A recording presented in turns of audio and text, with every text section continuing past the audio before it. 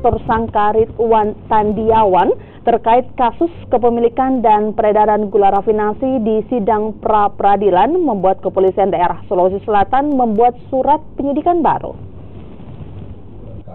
Meski telah dinyatakan kalah dalam gugatan proses pra-peradilan yang dilayangkan pemohon Ridwan Tandiawan selaku pemilik usaha dagang Benteng Baru di Pengadilan Tipikor Makassar pekan lalu, tidak lantas membuat polisi menghentikan kasus kepemilikan gula rafinasi ilegal sebanyak 5.000 ton yang ditemukan di kawasan pergudangan Insinyur Sutangi Makassar pada bulan Mei lalu.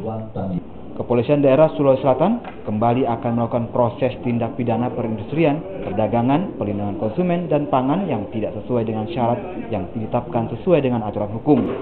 Dinyatakan ada satu alat bukti yang gugur, padahal kita mempunyai 3 alat bukti. Satu yang masalah izin edar, satu SNI, satu ahli.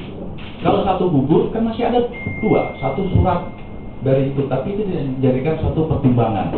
Sehingga dinyatakan itu adalah tidak sah penyidikannya dan Ridwan Tandiawan tidak bisa dipersangkakan karena alat buktinya kurang.